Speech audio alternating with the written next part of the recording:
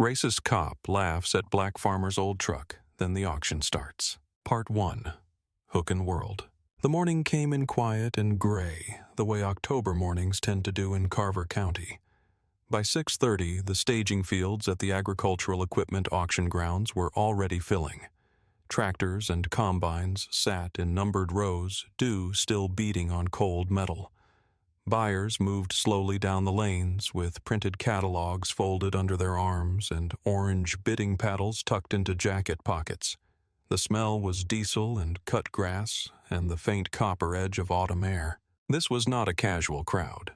These were farmers' dealers, implement specialists, and a handful of serious private collectors who followed certain lots, the way other people follow horses at a track.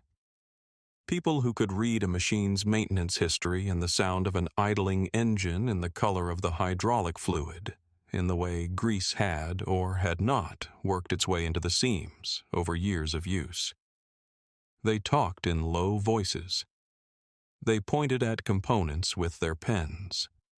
They made notes in the margins of their catalogs using the shorthand of people who have been doing this long enough to have developed their own private notation. They had made long drives before dawn to be here. Most of them had left their own farms in the dark in the cold, trusting the hired hand or the neighbor or the spouse to handle the morning. They did not come to the Carver County Agricultural Equipment Auction to browse.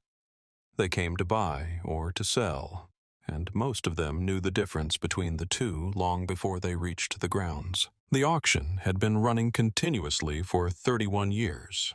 It happened every year, same grounds, same first Thursday in October. It had weathered droughts and recessions and commodity price collapses. It had grown from a small county gathering into one of the more significant regional agricultural equipment sales in the state. The catalog was distributed to buyers in 4 counties and to a mailing list of out-of-state dealers who had learned over the years that certain lots from certain sellers were worth the drive. Elmer Hayes had attended 23 of those 31 auctions. He had never missed a year since his first. He pulled into the gravel lot at 7:15 right on schedule. The truck came in slow the way a vehicle does when the driver knows the grounds and respects them. A 1971 Ford F-100, the original factory blue faded to something softer over the decades, more sky than cobalt, now more weather than paint. The color was not quite anything recognizable from the standard palette anymore. It was what happened when paint lived outdoors through 5 decades of seasons and became something personal, something the truck had arrived at on its own over time. 187,000 miles on the odometer. A crack in the left taillight lens that had been there since the spring of 2009 when a fence post came down wrong during a late winter storm and the corner of the post caught the taillight at an angle. The glass cracked but held its shape. The light still worked. Elmer had left the crack alone because the light was functional, and there was always something else that needed his attention first. The body had some rust along the lower quarter panels. Honest rust, the kind that accrues on a working vehicle driven through mud and rain and snow over 50 years, not the kind that comes from neglect or indifference. Elmer Hayes bought that truck new in 1971. He was 22 years old, just finished with his first full season on the farm beside his father. He drove it off the lot on a Tuesday afternoon in June, and the farm had been its home every day since. He had taken it to town and back to the feed store and the co-op, to the vet's office and the equipment dealer, to county board meetings and church and hospital visits, and the kinds of quiet places that require a reliable vehicle. He had hauled fence posts and feed sacks and calves in the bed. He had loaded seed bags in the fall and grain samples in the spring. He had let it idle in the dark on January mornings while he waited for the engine to warm, sitting with a thermos of coffee listening to the radio. He had eaten 1,000 sandwiches behind the wheel of that truck. He had made 1,000 phone calls from its cab. He had thought through 1,000 problems, soil conditions, crop prices, equipment choices, family decisions, while driving its particular rhythm down the county roads. He had been driving since before he had a license to drive them. Every farmer at this auction who had attended more than 5 years knew that truck. He stepped out with his registration folder under his arm. The folder was organized the way Elmer organized everything in the order he would need each item, with nothing extra and nothing missing. Inside it, pre-filed paperwork for 3 lots. Lot 44, his own, the tractor.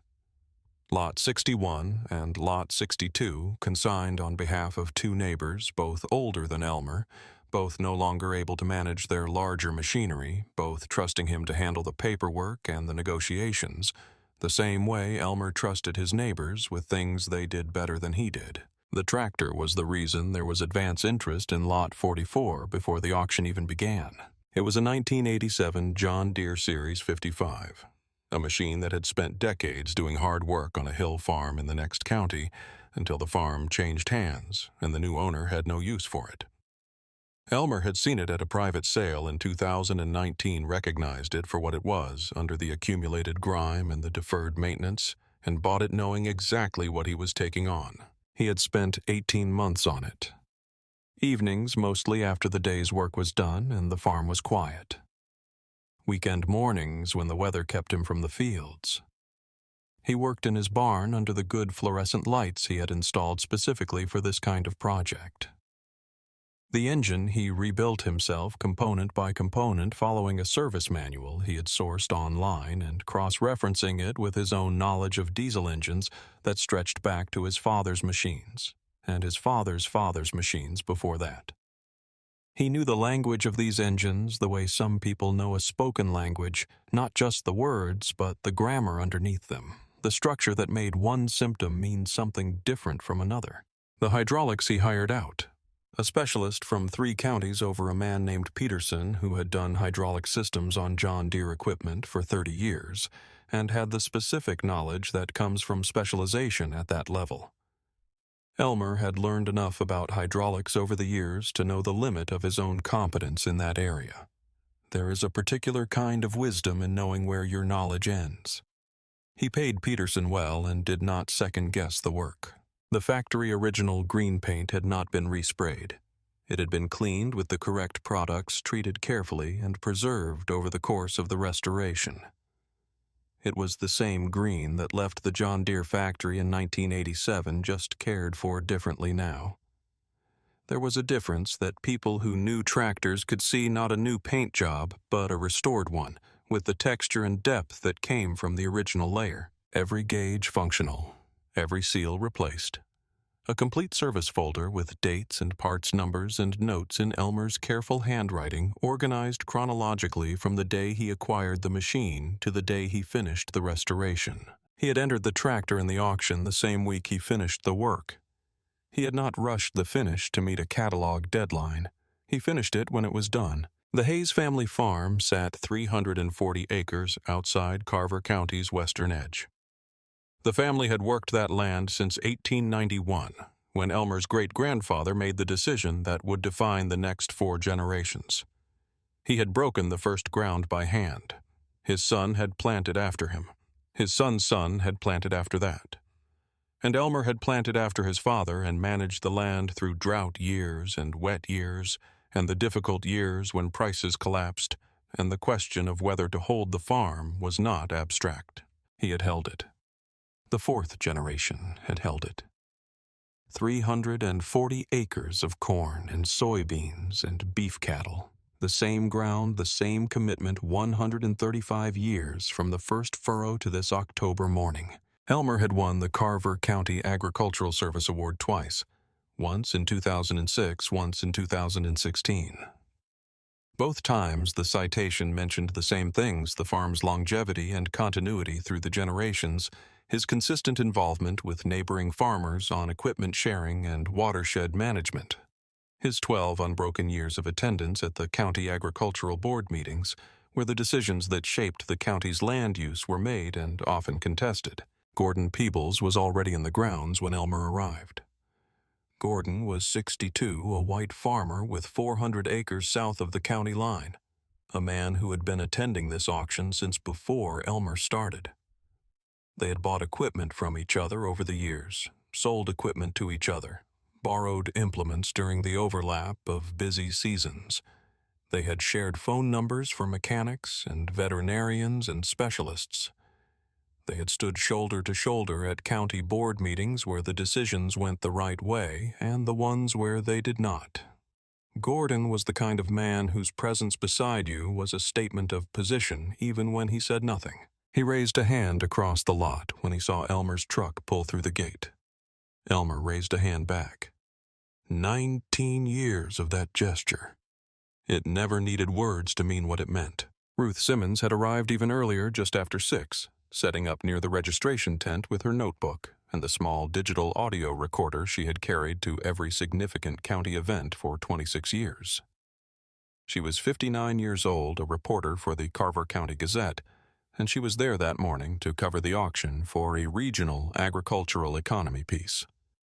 The kind of piece the Gazette did well. Commodity prices, land valuation trends, the human-scale economic story underneath the numbers, the farmers who were thriving, and the ones who were struggling, and the machinery that moved between them when circumstances changed. She had covered the Hayes family farm before, twice in passing in years, when Elmer figured into larger county stories. Once in depth back in 1991, when the farm turned 100 years old and the Gazette ran a centennial piece. She had photographed Elmer's father that day, standing at the edge of the south field in the late afternoon light, the corn tall behind him, his hand on a fence post he had installed himself. When she saw the F-100 come through the gate at 7:15, she recognized it immediately. She clicked on her recorder without a conscious decision to do so. 26 years of covering this county had trained her to recognize the moments that might matter before she could have explained why. The truck's arrival, the way it came in, slow and certain something in the movement of it. She left the recorder running and kept watching. Ray Duckett had been on traffic and parking detail at this auction for 2 years. He had a citation book in his breast pocket and a practiced sense of his own authority in open spaces. He had seen a great many vehicles come through that lot over those 2 years. Grain haulers, livestock trailers, construction trucks, farm pickups of every description. He had written citations for expired registrations, non-functional lights, unsafe tires. He had issued warnings and let vehicles through with a wave and done the routine work of parking enforcement at a large outdoor event. He had not laughed at any of them, the ones he had stopped. He had stopped with, at least, the performance of officiousness. A document checked a concern articulated the procedural shape of a legitimate stop. Some of those stops, in retrospect, had seemed to his colleagues to have been initiated before he had the legal basis for them. But no one had documented this formally. It had not risen to that level. He laughed at this truck before the truck had finished parking. The sound was audible. It was not a cough or a reflex. It was a social laugh, the kind that looks for an audience that invites people nearby to share in what is funny. 2 other officers near the entrance heard it. A cluster of farmers arriving at the same moment heard it. He did not look embarrassed. He did not modify the expression. He glanced at the truck, glanced at the officers, and started walking across the lot toward the driver's side door. The truck had not yet finished parking. Part 2, First Contact. Elmer was stepping out of the driver's side when Duckett reached him. His registration folder was in his left hand. He was reaching back for his jacket with his right. He looked up when he heard the footsteps coming across the gravel. Duckett was smiling. It was a particular kind of smile, the kind that does not communicate warmth or goodwill. It communicates certainty, the certainty of someone who has already decided what situation he is walking into and what he finds funny about it, and is now simply arriving at the conclusion he already reached from across the lot. He said the truck was quite a vehicle. He let the words settle. The pause that followed the sentence did the additional work. It was the manner of someone who has said something at the expense of another person and is giving the room time to agree. Elmer looked at him steadily. He had been looked at this way before. Not here. Not at this auction here. Over 23 years, he had been Elmer Hayes' 4th-generation Farmer Service Award winner. Someone every serious participant in this event knew and respected. But in other places, by other people in other uniforms and other positions of small authority, he had received versions of this look. He recognized the architecture of it. He did not respond to the comment about the truck. Duckett said he was not sure about roadworthiness. He began walking around the vehicle in a slow circle. He moved with deliberate ease, the kind of ease that takes its time because it can afford to. He made observations as he went aloud, not loud just at the volume required to be heard by the people nearby. He said the tires showed some wear. He said the paint was distinctive. He paused near the front fender and appeared to consider something. He said it was hard to know where to start. 3 farmers who had arrived in the lot just behind Elmer had stopped walking. They were watching without appearing to watch the sideways attention that comes when a situation is visibly wrong, but the nature of the wrongness has not yet made it clear what response is available. They stood near their own vehicles. They did not move toward Elmer or away from him. Elmer said the truck had passed state inspection in March. He said the papers were in the glove compartment. He offered to retrieve them. Duckett said he would like to see the papers and would also like to do a quick safety check. He said it pleasantly. That was the part that would stay in Ruth Simmons's memory more than anything else about the morning. Not the words, but the pleasantness of the delivery. Pleasantness in situations like this one is its own particular pressure. It makes the person being processed feel that they are the source of the friction. It presents the thing being done to you as reasonable and considers your discomfort with it as unreasonable. It makes objection seem like overreaction. Elmer opened the passenger door and retrieved the inspection certificate from the glove compartment. He had known exactly where he had put it. He was the kind of man who put important papers in the same place every time because he understood that the moment you need a paper is rarely a moment when you have time to look for it. He handed the certificate through the window. Duckett took it. He looked at it briefly. He set it on the hood of the truck. He kept walking his circle. At the rear quarter panel, crouching to examine the underside of the wheel well, he said it was hard to tell where the rust ended and the paint began. The comment was delivered in the tone of an observation about something mildly interesting in the environment, the way you might remark on an unusual cloud formation. The 2 officers near the entrance had been watching. They smiled at each other. Ruth Simmons, 40 feet away near the registration tent, had her recorder running. She could not make out every word from that distance. She could make out the tone. She wrote 2 lines in her notebook. She took a photograph of the truck from where she was standing. The image was not perfectly framed. She had not had time to position herself. It showed Duckett crouching near the rear quarter panel and Elmer standing at the side of the truck with his registration folder in his hand and his jacket folded over his arm. This was not the first formal proceeding that involved Duckett's conduct. 2 years earlier, at a commercial parking area on the south side of the county, a black business owner named Terrence Williams had filed a formal complaint.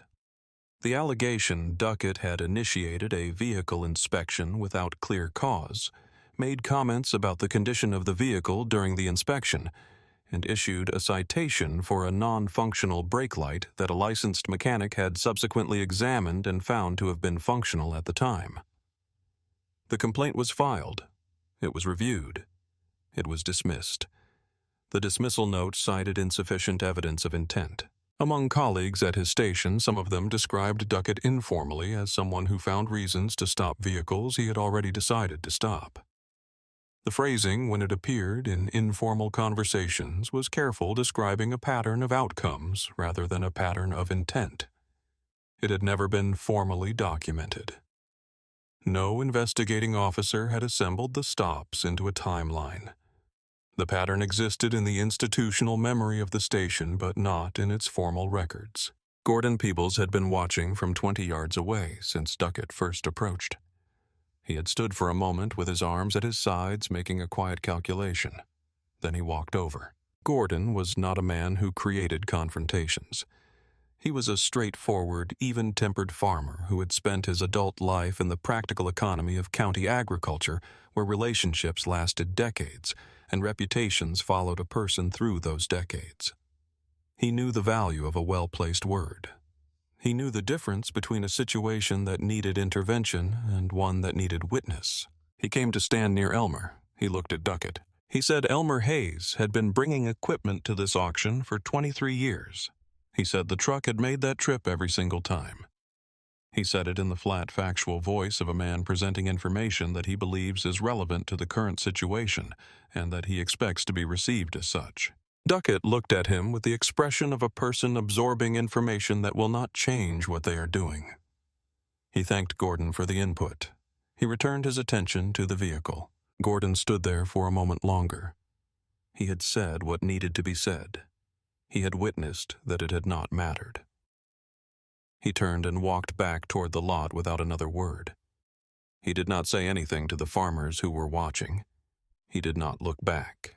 Duckett finished his circuit. He crouched near the rear left panel and examined the taillight with the attention of someone who has found what they were looking for. He straightened. He reached for the citation book in his breast pocket. He opened it to a fresh form. He had found the cracked left taillight lens at 9:29. He wrote the citation at 9:31. He wrote it with the unhurried deliberateness of someone who does not expect to be questioned about what they are writing or why. He filled in the fields, the citation number, the violation code, the vehicle information, the time, the officer's badge number. He tore the completed form from the book and held it out to Elmer. He explained that it was a safety violation, that the lens required replacement before the next road operation, that the vehicle was not being impounded, that the citation could be addressed through the county citation process. He said all of this pleasantly with the small nod of someone performing a routine service. Elmer took the citation. He looked at it for a moment. He folded it once precisely along its center, making a clean crease. He put it in the inside pocket of his jacket over his chest. He picked up his registration folder from where he had set it on the hood. He retrieved the inspection certificate, which was still lying where Duckett had placed it. He returned it to its proper section in the folder. He thanked Duckett in the level voice of a man who has nothing to apologize for and nothing to perform. He turned toward the registration tent. It was 9:33. The desk for the first session closed at 9:45. Part 3 escalation. Elmer walked at a steady, unhurried pace across the gravel toward the registration tent. He was not running, but he was not wasting time. Behind him as he walked and did not turn, he could hear Duckett's voice again. It was lower now, directed at the officers near the entrance, rather than at Elmer. The distance was enough to prevent hearing the specific words, but not enough to miss the tone. The officer's response was audible, small social laughter, the kind that is reflexive rather than genuine, the kind that costs nothing to give and is forgotten by the givers before they are done with it. 4 farmers saw that exchange. All 4 had been attending this auction for between 6 and 20 years. 3 of them knew Elmer's name from previous auctions, from county board meetings, from the Agricultural Service Award that had been printed in the Gazette. The 4th had bought equipment from Elmer directly 5 years earlier, a disc harrow in good condition, and had been satisfied with the transaction and with the man. None of them spoke in that moment. The moment did not offer the right shape for speaking. What they carried with them as they walked into the grounds was something else, not silence exactly, but something stored the way a witness stores what they have seen before they know whether or what it will mean. Ruth Simmons had moved from her position near the registration tent, angling slightly toward the lot without making the movement obvious. She had the recorder running.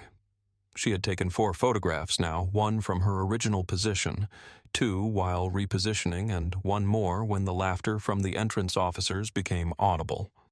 She had the citation number noted in her notebook alongside the time 9:31. She did not yet know what the tractor would sell for. She was covering an economic story about the region's agricultural equipment market. She had come to the auction to report on prices and trends and the kinds of deals that happened at events like this one. She was still writing that story. But she was also writing something else now, or preparing to, in the way that a reporter's attention shifts when a situation offers itself. Elmer reached the registration desk at 9:43. Carol, the volunteer who had been managing first session check-in for 8 consecutive years, looked up when he approached. She recognized him immediately. She had pulled his pre-filed paperwork from the organized stack the evening before when she was setting up, because she had seen his name on the consignment list, and she knew his paperwork would be in order. He opened his folder on the table. He moved through the registration process the way someone moves through a familiar procedure they have done many times in conditions more difficult than the present ones. Lot 44. The tractor, his own consignment. He verified the lot number, confirmed the staging location, signed the consignment certification. Lot 61, his first neighbor's consignment, a hayrake paperwork pre-signed by the owner. Lot 62, the second neighbor's consignment, a small loader attachment, same preparation. He was done in under 2 minutes. He had his bidder paddle, he had confirmed lot positions. Carol looked at the time and then looked at him with the expression of someone who has noticed something without knowing the full context of it. She said his tractor was still in the first session lot number, unchanged position, unchanged. She said the pre-session walkthrough in the staging field had closed at 9:30. He nodded. He already knew. The pre-session walkthrough was not a formal part of the auction. It was not printed in the catalog as a requirement. But it was a tradition at this event, an informal 45-minute window before the session opened when serious buyers could walk the staging field, get close to the consigned equipment, look at specific components, ask questions of the staging volunteers. For high-value lots, this period mattered. It was when the buyers who had the biggest budgets and the most specific requirements made their assessments. It was when a seller had a chance to be present near their lot and answer questions, provide context, direct a buyer's attention to something in the service folder. Elmer had missed it. 14 minutes in the lot with Ray Duckett's citation book had taken the walkthrough away. He went to the staging field anyway. The rope barrier was already strung across the field's access point.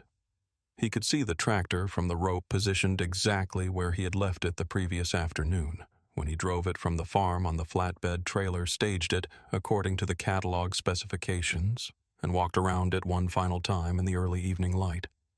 He had positioned it so the engine access was facing forward the way a seller does when he wants the first thing a buyer sees to be what matters most. The work was visible from 50 feet. The restoration was legible in the proportions, the paint, the overall condition of a machine that had been brought back to what it was supposed to be. A man in his mid-50s came to stand at the rope beside Elmer. Seed company cap catalog, dog-eared at several pages, the look of someone who had been at auction grounds before dawn and had done his homework on the specific lots he was interested in. He looked at the tractor for a long moment. Then he looked at Elmer. He asked if Elmer was the consignor. Elmer said he was. The man said the pre-session access had already closed when he arrived. He said he had examined what he could from the rope. He said the tractor looked like a serious restoration. He said he would be bidding. Elmer thanked him. He did not know who else in that room was carrying a paddle and a serious budget. He did not know how many buyers had seen the service folder in the catalog description and made the drive specifically for Lot 44. He would find out when the hammer fell. That was the nature of this process. The preparation was his. The result belonged to the room. He stood at the rope for several minutes. He was looking at the tractor, but he was not precisely seeing it. He was thinking about an evening 2 years ago, a Saturday in February. The barn cold, despite the space heaters, the engine laid out in pieces on the long workbench. He had reached a component that was not in the service manual he was working from. He had spent 20 minutes staring at it, turning it over in his hands, understanding its function, but not its proper specification. He had taken photographs and sent them by message to a machinist he had met at a smaller auction 4 years earlier, a man named Croft, who worked out of a shop 300 miles away and had the specific knowledge of older John Deere engine components that comes from 30 years of doing nothing else. Croft had called him back within the hour.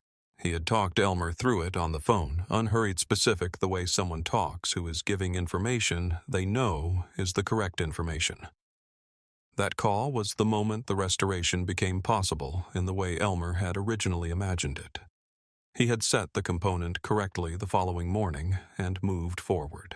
His father used to say, "Fix what makes it run before you fix what makes it look." The tractor had been cosmetically acceptable when Elmer bought it. The engine had been another matter entirely.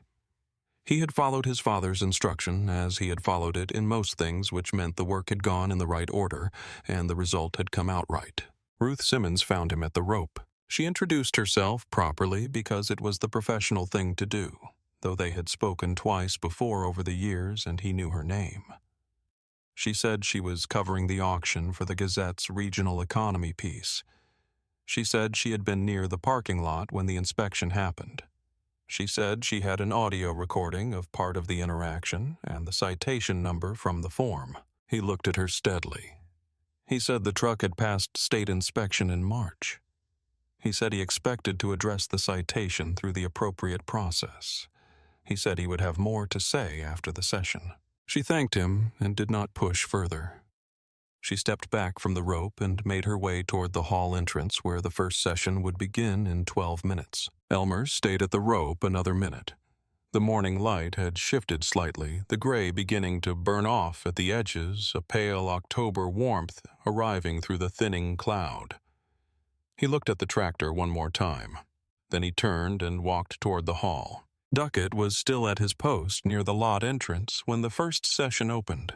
He could hear the auctioneer's voice from the open bay doors, the familiar rhythm of the pre-session announcements, the procedural language that opened every session and that he had heard at a distance for 2 auction seasons. He had his citation book in his breast pocket. He was scanning incoming vehicles. He was doing the work the assignment required. He had written 1 citation that morning. He had issued 1 warning. He had done his job. He had not looked at the staging field while writing the citation. He had not looked at the catalog.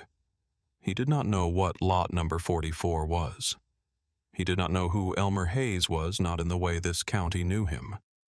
He did not know that a John Deere tractor with 18 months of careful restoration sat 30 yards away in the staging field, waiting to enter a room full of people with budgets and paddles and the specific knowledge required to recognize the quality of what they were looking at. He knew none of this. He was near the entrance. He was watching vehicles. Part 4. Isolation and Breaking Point. The auction hall at Carver County was not a theatrical space. Metal walls, concrete floor, tiered bench seating on 3 sides of the auctioneer's block. Industrial lights in the ceiling that gave everything an even unforgiving illumination. A scoreboard at the front showing the current bid in red numbers that refreshed every few seconds. It had been built for function rather than atmosphere, and the people who filled it preferred it that way. Atmosphere was for people who needed to be convinced. 242 registered bidders had taken their seats or their standing positions along the side walls by the time the first session opened at 10. The crowd was thick and experienced. There was a particular quality to the noise in that hall. Before bidding started the low aggregate sound of people who have gathered for a shared purpose and are waiting with the specific patience of people who know exactly what they are waiting for. The auctioneer was a man named Bert Hazlitt who had been calling this auction for 16 years. He had a voice that could compress urgency into a rhythm that sounded almost musical. A rapid-fire ascent through bidding increments that somehow allowed anyone paying attention to follow exactly where the number was and where it was going. He was not a performer. He was a craftsman. There is a meaningful difference. The early lots moved efficiently. Farm implements in working condition. A grain auger with a season of use on the seal replacements. A round baler that had been serviced at the end of the previous summer. A set of cultivators that 3 buyers wanted, and the bidding settled at a fair number in under 4 minutes. The crowd moved through the early lots with the practiced ease of people who know their budgets and their limits, and are reserving their serious attention for the lots they came for. The hall's attention shifted perceptibly as the session moved toward the late morning. Lot 44 was called at 11:47. Bert Hazlitt paused his routine rhythm and read from the catalog with a different quality of voice, not louder, but more considered. A 1987 John Deere Series 55, restored by the consignor over an 18-month period. Full service record included in the lot documentation. Original factory paint preserved not resprayed. Hydraulic system professionally serviced. Engine completely rebuilt by the consignor. He paused at that detail. He said it again, rebuilt by the consignor. Then he said the consignor's name, Elmer Hayes. Hayes Family Farm, Carver County, 4th generation. The way a name arrives in a room depends entirely on the room it is arriving in and what the name has meant to the people who are there. In that hall, Elmer Hayes was not a name that needed explanation. It was attached to 23 years of presence at this auction to 2 county service awards to the farm that 4 generations of a family had worked since 1891 and had never surrendered through all the years that had tried to take it from them. Some of the people in that hall had bought equipment from him. Some had served beside him on county committees.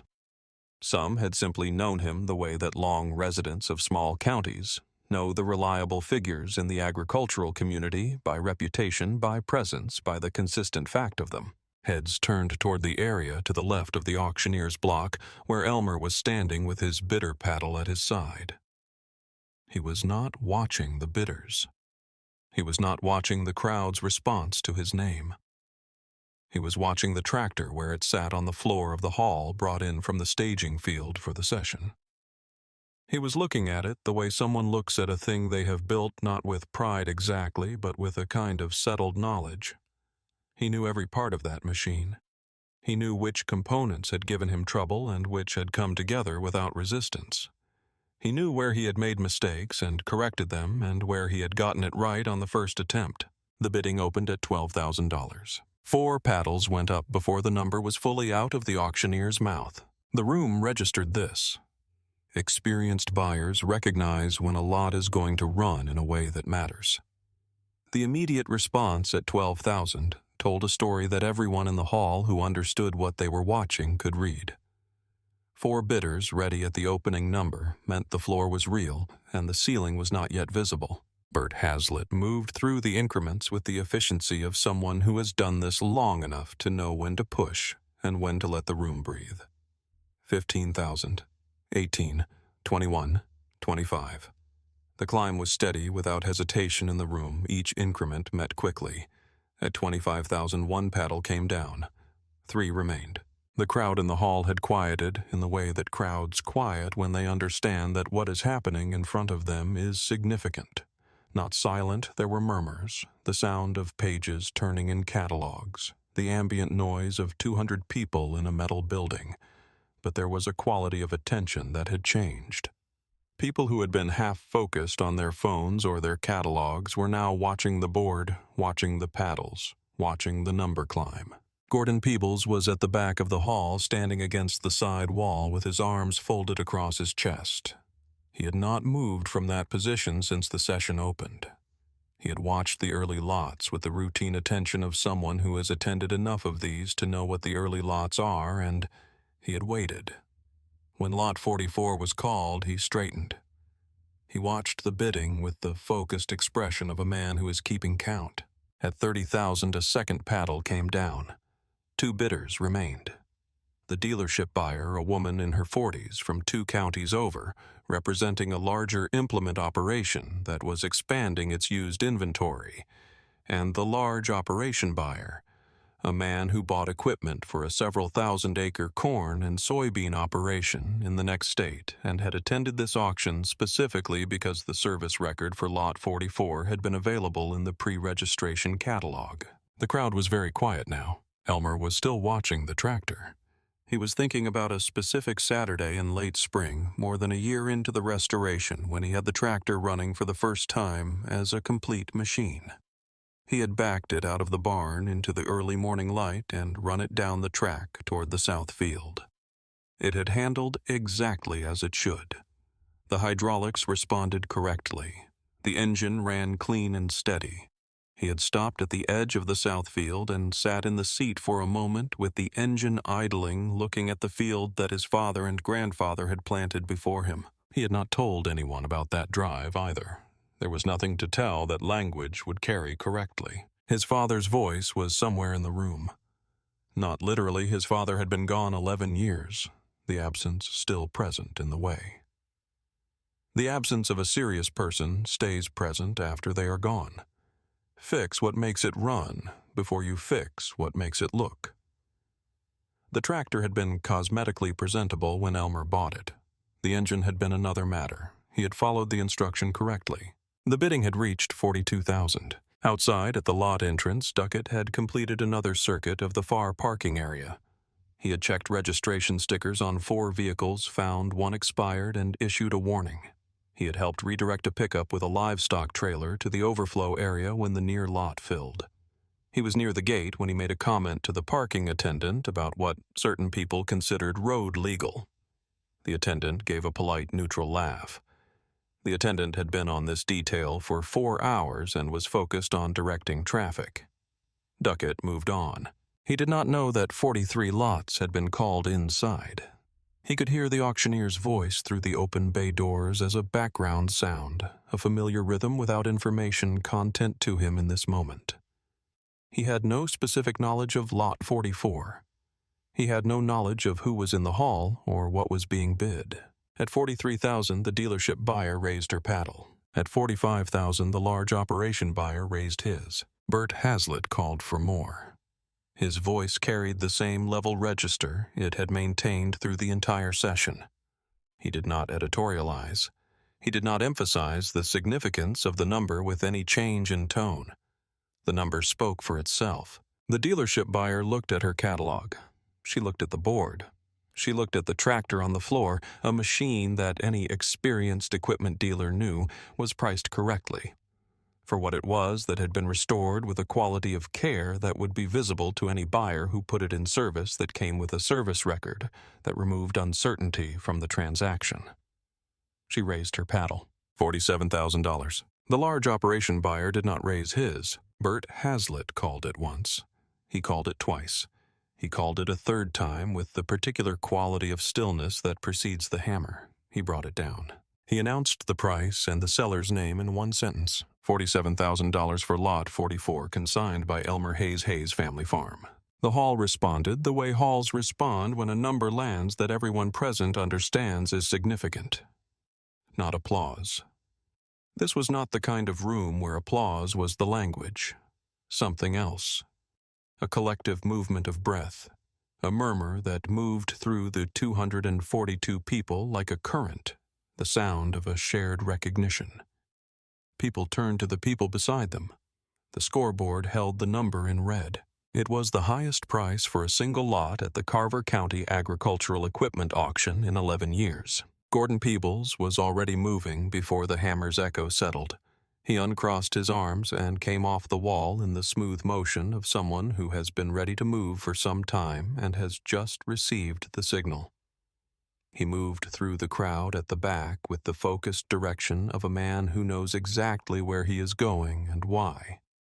He reached the side door and pushed it open and stepped out into the October air. He could see Duckett near the entrance. He walked toward him at a direct, unhurried pace. He stopped in front of Duckett. He said $47,000. 4 words, no explanation, no elaboration, no expression to interpret. He turned and walked back toward the side door. Duckett watched him go. Gordon went back inside. Part 5, Climax and Reversal. Duckett stood at the entrance for a moment after Gordon went back in. He looked at the side door. He looked at the staging field where numbered lot placards still marked the positions of equipment that had already sold. He looked at the gravel under his feet. He was putting together a meaning from 4 words, and the way they had been delivered and the picture that was assembling itself was one he had not anticipated when he started his shift that morning. $47,000. He could feel the weight of what it meant without yet knowing all of it. The tractor, the truck, the man who had stepped out of the truck at 7:15 with a registration folder under his arm and had not argued, had not raised his voice, had not done anything except fold the citation and put it in his jacket and walk toward the desk. The number Gordon Peebles had just delivered. The way Gordon had delivered it and turned away without waiting for a response. He did not say anything. There was no one to say it to. Gordon was already inside. He stood for a moment longer. Then he turned back to the lot and resumed his circuit. Inside the hall, Bert Hazlitt had moved on to Lot 45. The auction continued. That is what auction halls do. The record is set, and the work continues, because the work does not pause to acknowledge records. There were more lots, more buyers with paddles, more prices to find. The hall returned to its working rhythm. Elmer was outside the hall near the staging field by the time Duckett had made his decision to resume his circuit. The session had closed for the break, and the buyers were moving out of the hall in the mixed current of people who had gotten what they came for and people who had not. He stood near the empty lot where the tractor had been staged, the chalk outline still on the ground, the lot number placard still in its position at the edge of the marked space. He was looking at this ground. The impressions left by the tractor's rear tires were still visible in the soft earth at the edge of the staging area, 2 shallow parallel channels in the grass and dirt about 2 feet wide. The kind of marks a machine leaves when it sits in one place for a day and a night. He looked at those marks for a moment. Ruth Simmons found him there. She approached from the side, not from behind the way a reporter approaches someone who may or may not want to be approached. She said his name. He looked up. She said she had been inside for the session. She said she had the final price from the auctioneer's record. She said she wanted to ask if he had a comment for the record about the morning. He looked at her for a moment. He looked back at the empty lot. He took his time. He said his grandfather broke that ground by hand. He said he thought his grandfather would be pleased. She did not write immediately. She held the sentence for a moment the way you hold a sentence that is complete. Then she wrote it down. She circled it in her notebook with a single line. She asked him about the citation. He said the truck passed inspection in March. He said the citation would be addressed through the appropriate process.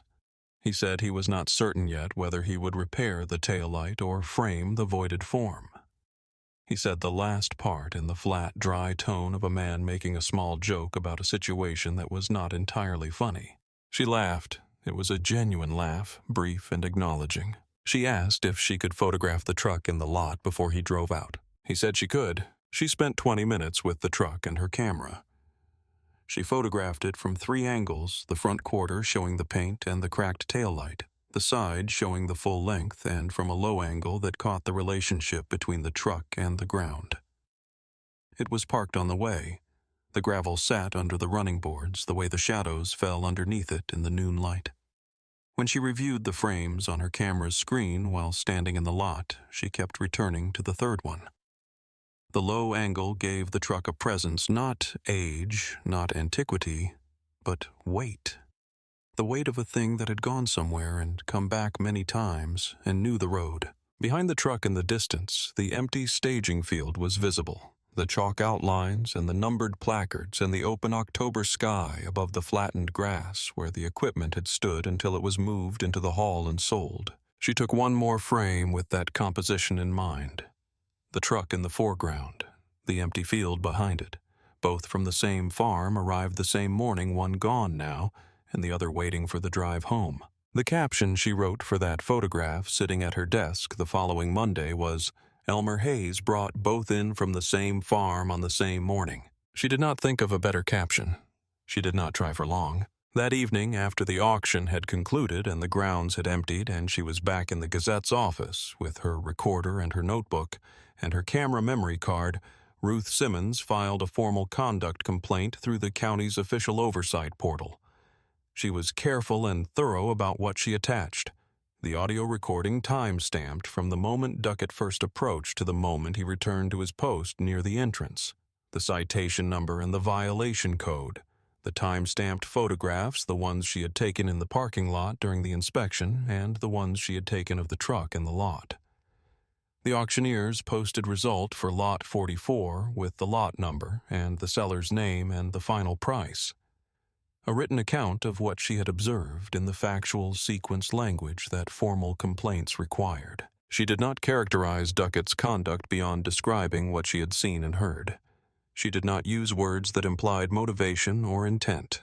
She presented the sequence of events and the evidence, and let the oversight board determine what the sequence meant. The county's official process moved at the deliberate pace that official processes move at. 5 weeks after the complaint was filed, the Oversight Board released its finding. The language was careful and formal.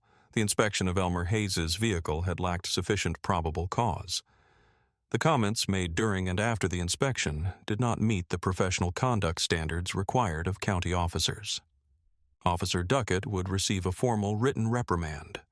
He would complete mandatory professional conduct training as scheduled by the county. The citation issued to Elmer Hayes was voided in full and removed from the relevant records. The voiding meant that the cracked left taillight lens, the specific crack in the specific lens of the specific truck, carried no official weight. The paper that Elmer had folded once and placed in his inside jacket pocket was, by the formal finding of the Oversight Board, nothing. A record corrected. A document that the record had decided not to keep. The Gazette piece ran the following Wednesday. Ruth's headline was direct. Auction result sets 11-year record. Draws questions about parking lot conduct. The piece ran 1,200 words in the front section. It described the auction in detail, the field, the crowd, the session structure, the kinds of buyers who attended, and what they were looking for.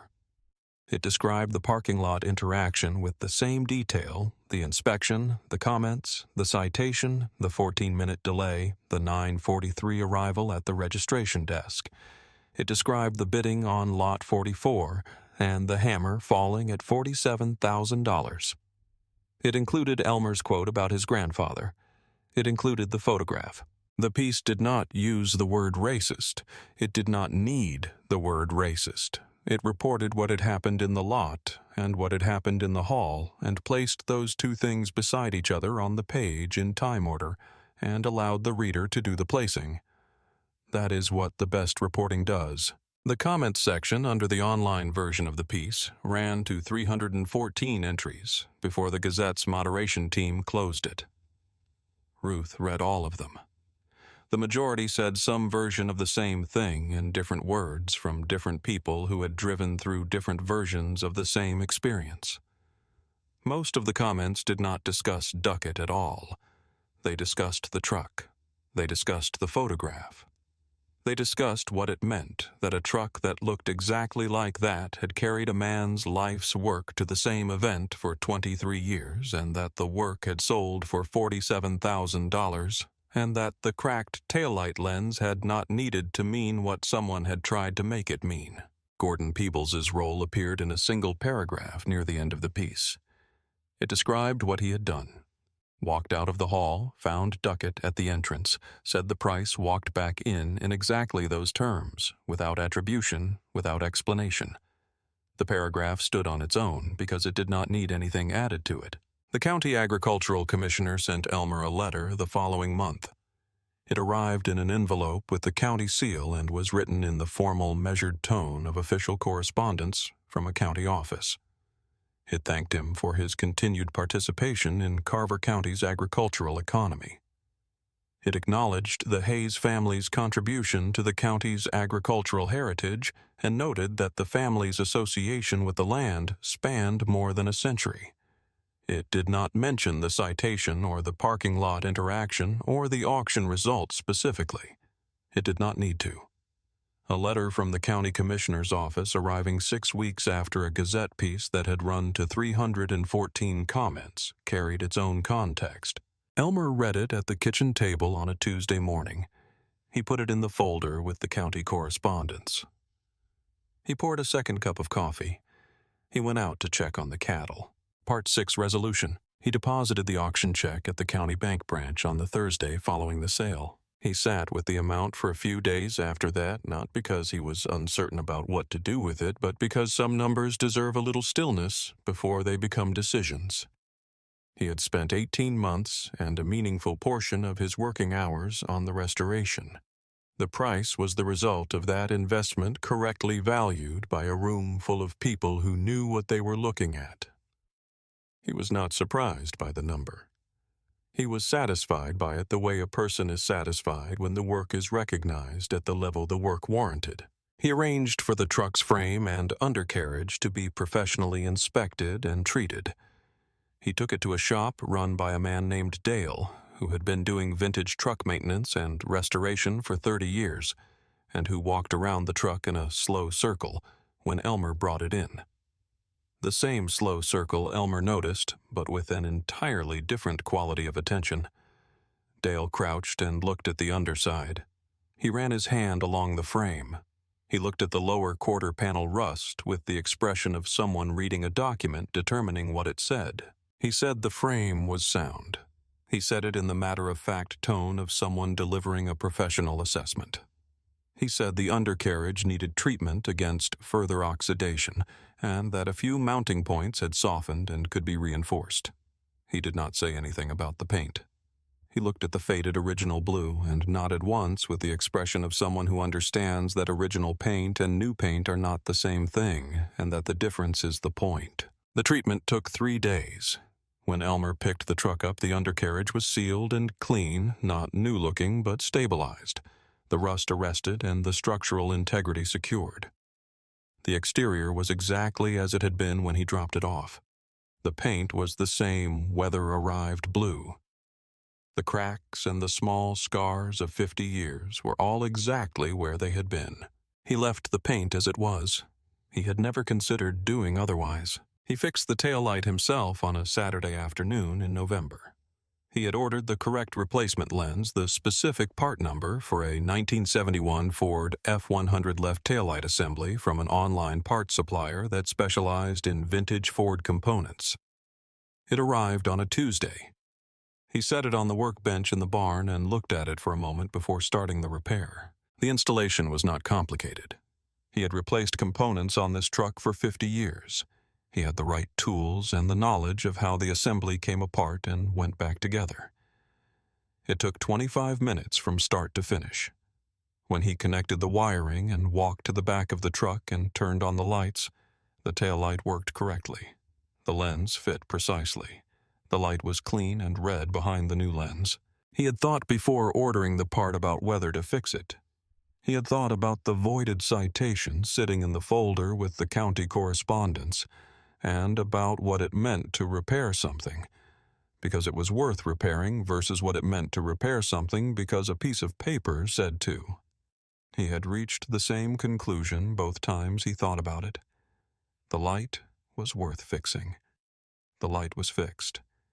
The paper was in the folder where papers that had been addressed belong. The Carver County Agricultural Service Award that year, his third, arrived in late November. The award itself was the same plaque and the same formal presentation it had always been at the annual county agricultural banquet. What was different was the written justification that accompanied it, which the citation committee prepared each year and which was included in the award package and printed in the Gazette's coverage of the banquet. The committee mentioned the auction. They mentioned the restoration and the record price. They mentioned his grandfather and the family's 135 years on the land.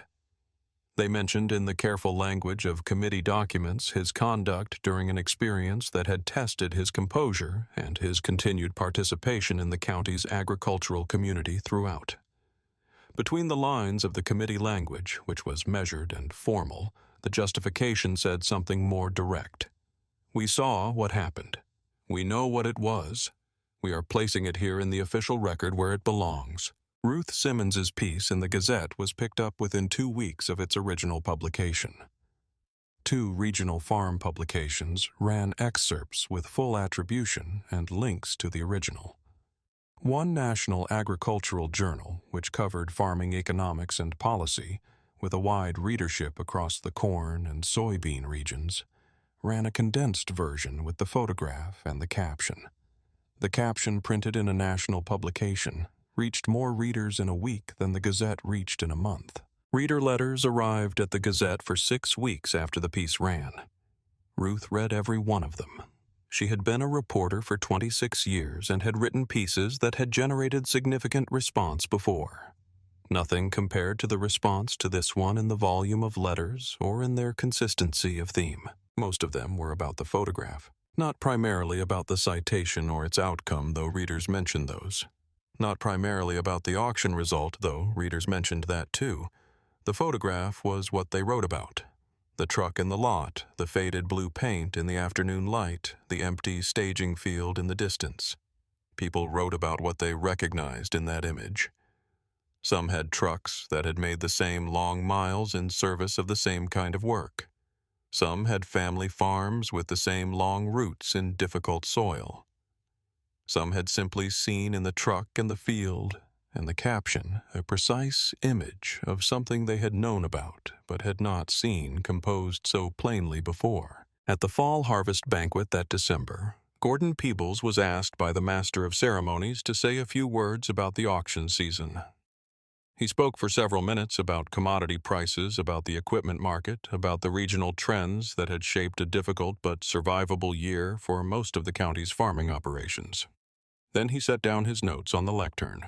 He said there was one more thing he wanted to say before he sat down. He told the story of the morning. He did not editorialize. He described the first session of the auction, the bidding on Lot 44, the hammer. He described getting up from his seat against the back wall and moving through the crowd and pushing open the side door into the October air. He described where Duckett was standing. He described walking to him. He said he told Duckett the price, $47,000. 4 words. He paused for a moment. He said it was the best 4 words he had ever delivered in this county. He said Duckett's face did the rest. The room at the harvest banquet responded the way the auction hall had responded when the hammer fell, not a single loud noise, but a shared movement of breath, a warmth that moved through the room like a current, the sound of 300 people who understood exactly what Gordon had just described. Elmer was at a table near the back of the room. He was sitting with his coffee cup in his hands. When Gordon finished, Elmer raised the cup slightly in Gordon's direction. Gordon raised his own glass back. The following October, on the first Thursday of the month, the truck came through the gate at the auction grounds at 7:15. Same time, same lot, same gravel, same October morning with the diesel smell and the cut grass. The frame treatment had given the undercarriage a cleaner appearance without altering anything visible from a normal angle. The paint was exactly as it had been the faded original blue that had arrived at this color through 50 years of weather and use, and the particular character of a working life. The odometer had moved, several thousand more miles of county roads and farm tracks and the drives that the Hayes farm required. The new taillight lens was clean and correctly read. Everything else was as it had been. Elmer parked in the same spot. He had 2 consignment lots again, both for neighbors, both older than him, both who had decided this was the right season to let certain machinery find new owners who could use it the way machinery is meant to be used. He had organized their paperwork the same way he organized his own, in the order he would need it with nothing extra and nothing missing. Ruth Simmons was at the grounds before he arrived. She had positioned herself at the same angle she had used the previous year, the angle that caught the truck coming through the gate with the staging field behind it. She had her camera and her recorder and her notebook. When the truck came through, she took the photograph. She took several frames. She would choose one later that afternoon in the same way she had chosen the previous year's photograph, by sitting with the options and waiting for the one that said what the morning was. The photograph that ran in the Gazette the following week showed the truck in the lot with the staging field behind it. The morning light just coming through the October cloud, the faded blue paint doing what it did with October light. There was no caption this time. There had been a caption the first year because the story needed a caption to be complete. This time, the image was sufficient. The truck was the story. The truck had always been the story. Gordon raised his hand when he saw the truck come through the gate. Elmer raised his back. 20 years of that gesture. No words required. Elmer retrieved his registration folder from the passenger seat. He checked his papers in the order he would need them. He had the neighbor consignment forms correctly organized with the relevant documentation behind each one. He had his own bidder paddle request ready out of habit, even though he was not consigning his own equipment this year. He walked toward the registration tent. The fields were full. The buyers had come in from 4 counties and beyond. The air was cool and smelled of diesel and the particular October clarity that comes when the harvests are done and the machines can be assessed for what they are rather than what they are needed for.